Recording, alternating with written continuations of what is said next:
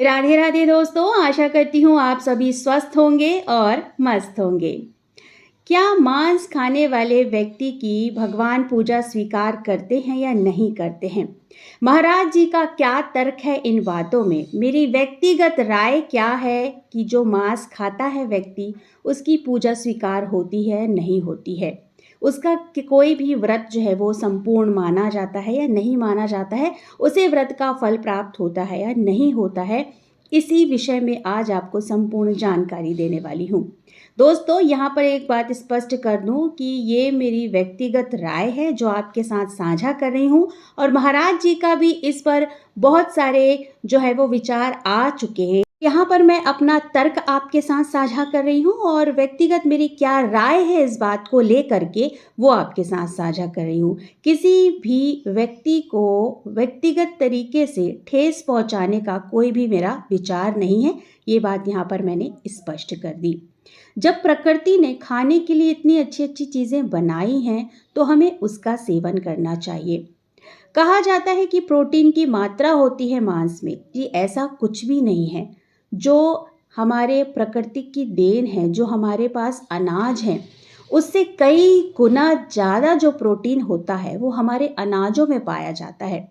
देखिए, कहा जाता है ना, जैसा अन्न वैसा मन।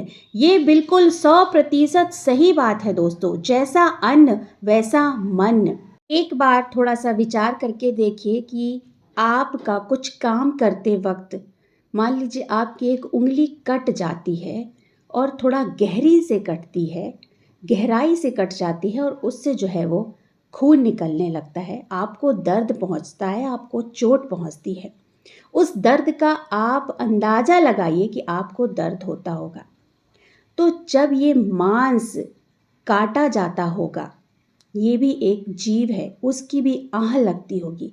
अब आप कहते होगे आप तो काटते नहीं हैं, आप तो बाजार से लाते हैं और बनाते हैं और खाते हैं, तो काटने वाले को जो है वो पाप लगेगा। जी नहीं, जिसने काटा है वो तो अपना भोग भोगेगा ही, उसको तो उसके जो परिणाम है वो मिलेंगे ही। लेकिन आप जो कर रहे हैं जीव हत्या के, आप भी भागीदार कहलाएंगे, क्योंकि आपने भी जो है वो जीव हत्या एक प्रकार से की है। मांस आपने खाया है तो वो एक हत्या ही कहलाई। थोड़ी सी देर की जीवा की जो लालच होती है उसको आपको कंट्रोल करना है, क्योंकि ऐसा शास्त्रों में भी कहा गया है, किसी को दुख पहुंचाकर, किसी को कष्ट पहुंचाकर अपना भोग करना पूरी तरह से गलत माना गया है। अब वो चाहे आप किसी भी प्रकार से कर रहे हैं, जीव जंतु है, उनका भी अपना एक जीवन है, उनकी भी भागीदारी है इस धरती पर, तो उनको अपना जीवन जीने दीजिए। चाहे वो एक जीव हो छोटा से छोटा, और चाहे वो एक मनुष्य हो बड़ा से बड़ा। अगर वो स्वयं की मृत्यु प्राप्त करता है ना, तो बहुत ही ज़्यादा अच्छा होता है।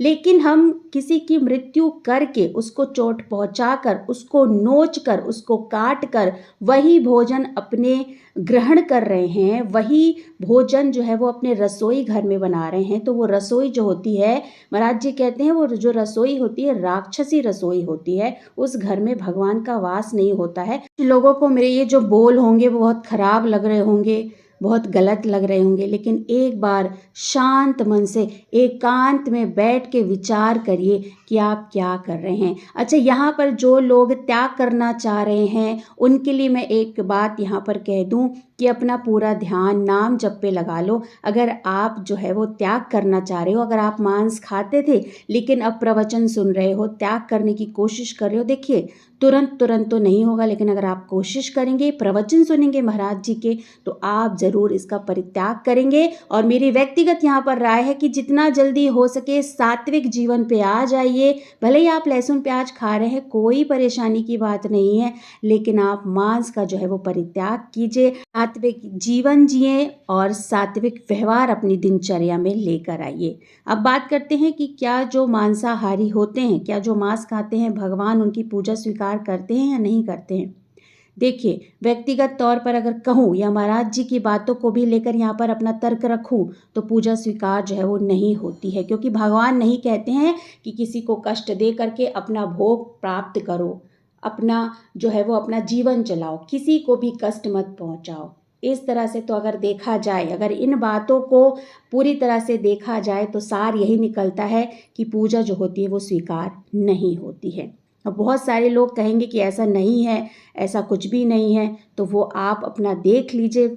लेकिन यहाँ पर जीव हत्या करना भी पाप है, और जीव हत्या करके घर पर लाकर उसको अपनी रसोई में बनाकर उसका भोग लेना भी जो है वो जीव हत्या के अंतर्गत ही आता है।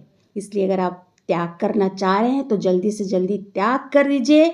आप प्रवचन सुनिए महाराज जी के और नाम जप कीजिए। आप जो है वो इसका परित्याग जो है पूरी तरह से आप कर पाएंगे और एक सात्विक जीवन जी पाएंगे, और प्राकृतिक से जुड़कर अच्छी अच्छी बातों को ग्रहण करके और फिर उन्हीं अच्छी बातों को आप दूसरों तक पहुंचाएंगे। दोस्तों, ये छोटा सा वीडियो मेरी एक बहुत बड़ी अपील है मांसाहारी से शाकाहारी बनने की ओर के लिए। उम्मीद करती हूँ आपको ये वीडियो पसंद आया होगा। अगर पसंद आया है तो अपने परिजनों के साथ, अपने दोस्तों के साथ इस वीडियो को ज़्यादा से ज़्यादा साझा करिएगा, और अपने ही चैनल तीज त्योहार और उपाय को ज़रूर से सब्सक्राइब कर लीजिएगा।